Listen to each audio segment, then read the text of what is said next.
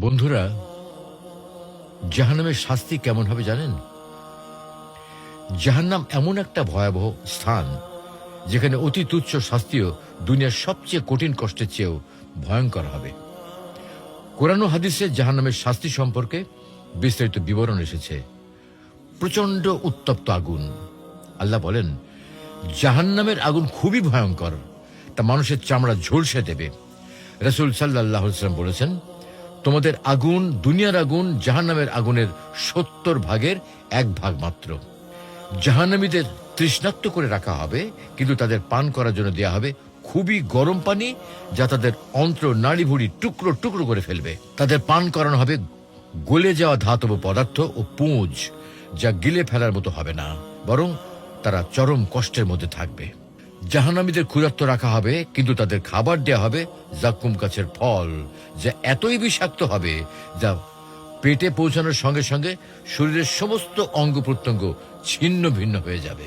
জাহান্নামীদের পোশাক হবে গলিত তামা ও আগুনের তৈরি। তাদের হাত পা লোহার শিকলে বেঁধে ফেলা হবে এবং আগুনের মধ্যে টেনে নিয়ে যাওয়া হবে। চেহারা পুড়িয়ে দেওয়া হবে। আল্লাহ বলেন, সেদিন কিছু মানুষের চেহারা আগুনে ঝলসে যাবে, তারা হবে হতাশ ও বিপর্যস্ত।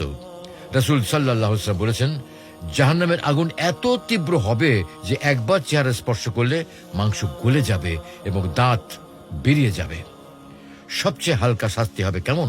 তা হলো, আবু তালিব, নবী সাল্লাল্লাহু আলাইহি ওয়াসাল্লামের চাচা, যিনি ঈমান আনেননি, এর জন্য সবচেয়ে হালকা শাস্তি নির্ধারিত হবে। তার পায়ের নিচে অগ্নির টুকরা রাখা হবে, যা এত উত্তপ্ত হবে যা থেকে তার মস্তিষ্ক পর্যন্ত ফুটতে থাকবে। জাহান্নামীরা কখনো মরবে না, বাঁচবেও না। জাহান্নামের শাস্তি হবে চিরস্থায়ী। তারা বারবার অনুরোধ করবে যেন তাদের মেরে ফেলা হয়, কিন্তু তাদের মৃত্যু আসবে না, বরং অনন্তকাল ধরে কষ্ট সহ্য করতে হবে। কিভাবে বাঁচা যাবে? তওবা ও ইস্তেগফার করা, নামাজ পড়া ও আল্লাহর আদেশ মেনে নেওয়া, অন্যায় ও পাপ কাজ থেকে বেঁচে থাকা, সত্য কথা বলা ও অন্যকে অন্যায় থেকে বিরত রাখা, এবং দুস্থদের সাহায্য করা ও দান সাদকা করা। জাহান্নাম এমনই এক ভয়াবহ স্থান যেখানে এক মুহূর্তের শাস্তিও সহ্য করা অসম্ভব। তাই আমাদের উচিত আল্লাহর অবাধ্যতা থেকে দূরে থেকে তার সন্তুষ্টির পথে চলা। আল্লাহ আমাদের সবাইকে জাহান্নামের আগুন থেকে রক্ষা করুন। আমিন।